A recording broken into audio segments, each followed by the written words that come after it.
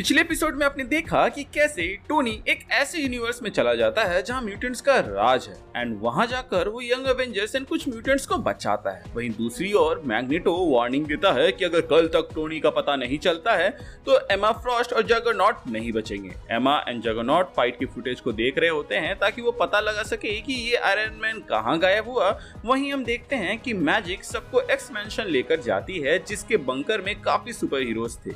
वहां iron man को देखकर सब भड़क जाते हैं एंड हमला करने जाते हैं, लेकिन वहां पर Spiderman, Iron Lad and Magik सामने आकर बोलते हैं कि इसने आज हमारी जान बचाई है, प्लस ये जगरनॉट को हरा दिया था। ये हमारे काम का बंदा है। जिस पर X-23 अपने क्लॉज को निकाल कर बोलती है कि पहले मैं इससे अपने डैड का हिसाब पूरा करूंगी। और देखते ही देखते वहां पे मौजूद जितने भी सुपर हीरोज रहते हैं सब अपने वेपन्स को टान लेते हैं आयरन मैन की ओर और उसकी ओर बढ़ने लगते हैं कि तभी वहां केबल आकर खड़ा हो जाता है एंड बोलता है कि इनफ, इसने हमारे लोगों की जान बचाई है। कि तभी एक हीरो बीच में टोकते हुए कहता है कि उसी की वजह से तो हम यहाँ पर हैं।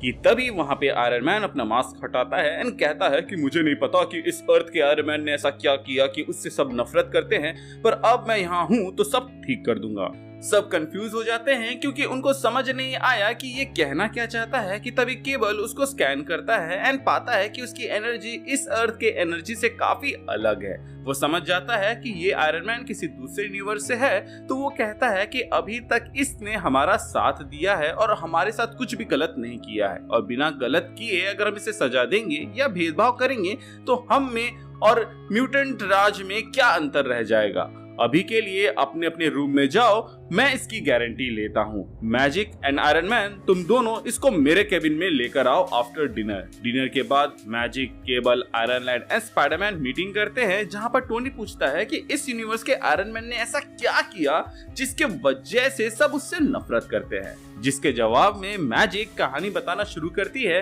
एंड यहाँ पर मैं बता दूं कि आप लोग कंफ्यूज ना हो, इसीलिए हम मैजिक के यूनिवर्स वाले आयरन मैन को आयरन मैन 2 बोलेंगे क्योंकि वो आयरन मैन अर्थ 2 से बिलोंग करता है। एंड जहां जहां मैं टोनी 2 बोलूं तो आप समझ लेना कि वो मैजिक के यूनिवर्स के ही आयरन मैन या फिर टोनी स्टार्क की बात चल रही है।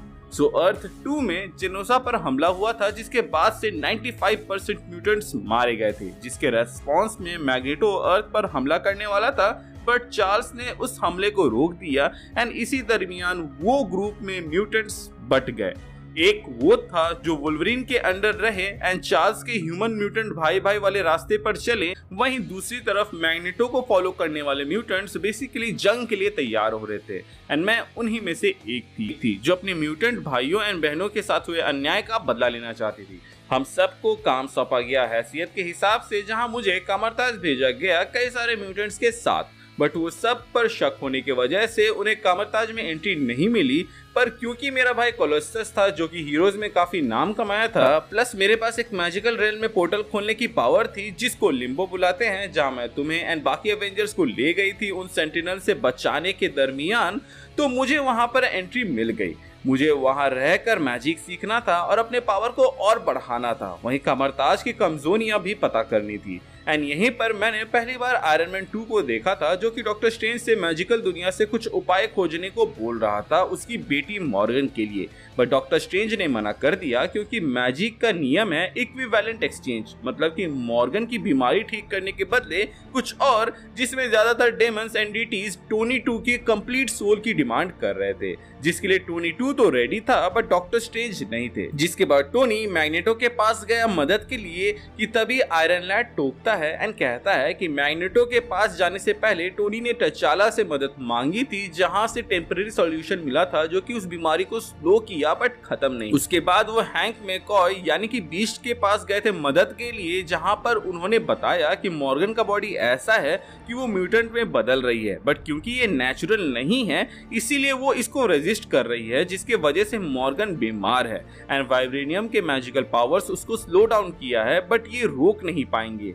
मैं रिसर्च करता हूँ एंड अपडेट करता हूँ कि इसमें क्या किया जाता है। टोनी 2 इसके बाद रीड एंड बैनर दोनों को कांटेक्ट करता है, जहां पर उन दोनों से डिस्कस करने के बाद से वो लोग इस कंक्लूजन पे पहुंचते हैं कि जिस म्यूटेशन को मॉर्गन रजिस्ट कर रही है अगर उसको होने दिया जाए तो मॉर्गन बच जाएगी, वरना शी विल डाई। टोनी इस चीज को लेकर हैंक से डिस्कस कर रहा होता है कि वहां डेडपूल आता है, जिसको देखकर टोनी 2 पूछता है कि डेडपूल तुम अपने हीलिंग पावर्स अपने फेस को ठीक क्यों नहीं करते, जिस पर डेडपूल कहता है कि मेरे पास हीलिंग नहीं है, रीजनरेशन की पावर है ब्रो।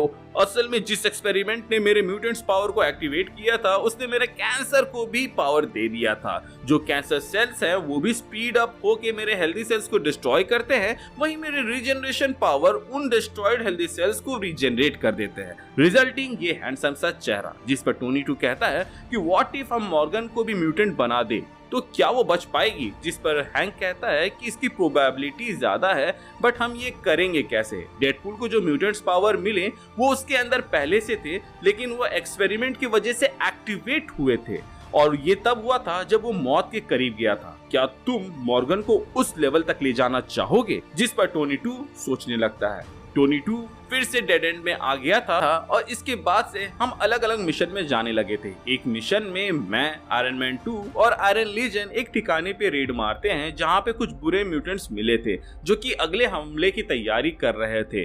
वहीं पर एक सीक्रेट रूम रहता है जहां पर टोड सारे फाइल्स डिलीट कर रहा होता है, जिसको रोक कर टोनी बचे कुछ इन्फॉर्मेशन को कलेक्ट कर लेता है।